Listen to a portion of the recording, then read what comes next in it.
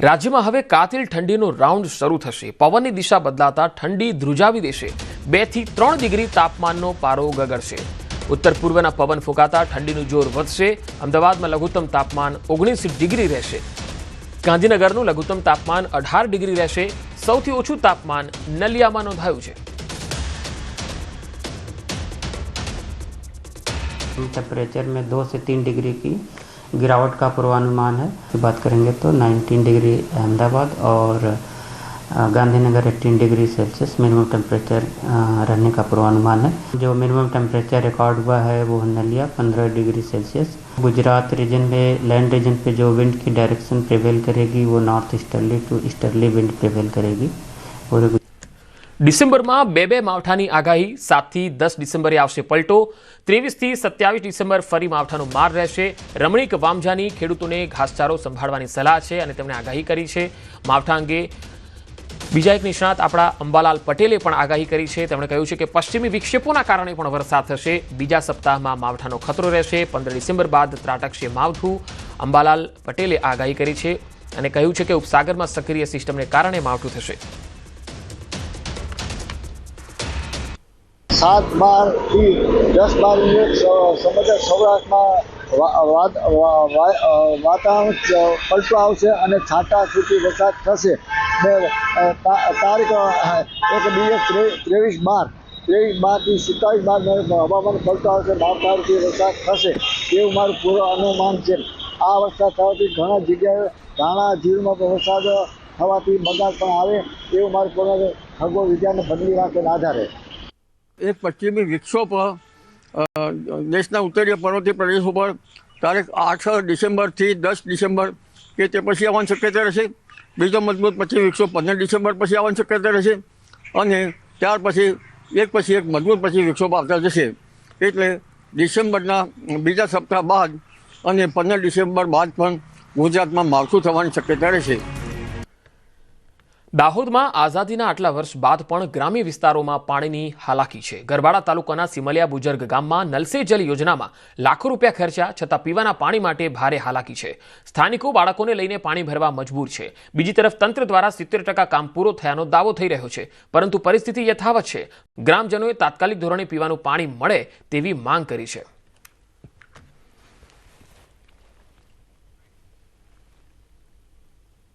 અહીંયાથી તળાવ આવેલું છે। એ તળાવની અંદર પાણી ગોળ ગોળ ભરાઈ ગયેલું છે। વચ્ચે કૂવો છે, તો બાળકોને લઈને બૈરાઓ પાણી ભરવા જાય છે।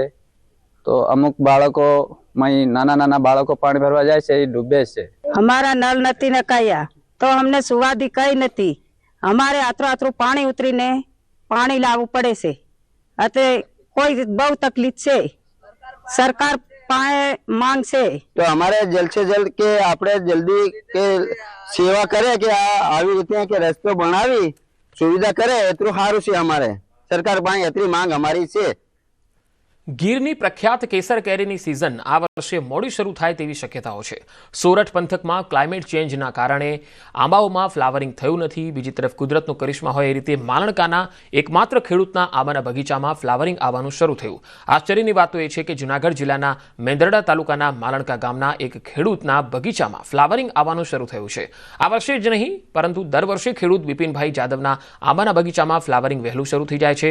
ખેડૂતના જણાવ્યા અનુસાર આંબાઓમાં દવાઓ કે કંઈ પણ નાખવામાં આવતું નથી। કુદરતી રીતે દર વર્ષે ફ્લાવરિંગ વહેલું જ શરૂ થઈ જાય છે। એમાં મેં 1000 આંબાની વાવેતર કરી છે, પણ મને એટલી કુદરતી મહેરબાની થઈ છે મારી ઉપર કે વાતાવરણ એ જગ્યાના હિસાબે મારે અત્યારે આગતરા કેરી વેલી કેસર કેરી આવી ગઈ છે। મારી પાસે 1000 આંબામાં અત્યારે મોર પણ ફૂટવા માંડ્યા છે અને કાયદેસર કાકરી મારે બંધાઈ ગઈ છે। અને આ મહિના આ વર્ષમાં એવું મને લાગે છે કે 2.5 થી 3 મહિના પહેલા મારી કેરી પહેલા તૈયાર થઈ જશે અને મને ભાવ પણ એનો પૂરો મળશે। બીજી તરફ ગીરની કેસર કેરીની સિઝન મોડી શરૂ થાય તો નવાઈ નહીં, કારણ કે સોરઠ પંથકમાં નવેમ્બર માસના 15 દિવસ બાદ આંબામાં મોર આવવાનું શરૂ થાય છે, એટલે કે ફ્લાવરિંગ શરૂ થઈ જતું હોય છે। પરંતુ છેલ્લા ઘણા વર્ષોથી ક્લાઇમેટ ચેન્જના કારણે ફ્લાવરિંગ એટલે કે મોર આવવાની શરૂઆત મોડી થાય છે। આ વર્ષે નવેમ્બર માસ વીતવામાં આવ્યું છે, છતાંય હજુ પણ ક્યાંય આંબાઓમાં ફ્લાવરિંગ નથી આવ્યું, જેને લઈ ખેડૂતો ચિંતામાં મુકાયા છે। બીજી તરફ કૃષિ યુનિવર્સિટીના બગીચાઓમાં આવેલ આંબાઓમાં ફ્લાવરિંગ આવ્યું નથી।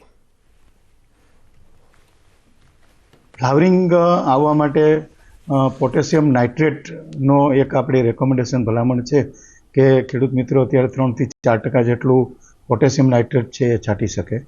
પાણી અત્યારે આપવાની વાત નથી, કારણ કે હમણાં જ વરસાદ હતો એટલે અત્યારે જે અંદર ભેજ છે અને આપણા જે આંબાઓ છે એને પૂરેપૂરો આરામ પણ મળેલો નથી, એટલે પાણી અત્યારે મિત્રો કોઈ નહીં આપતા. ખાતર પણ અત્યારે આપવાની જરૂર નથી.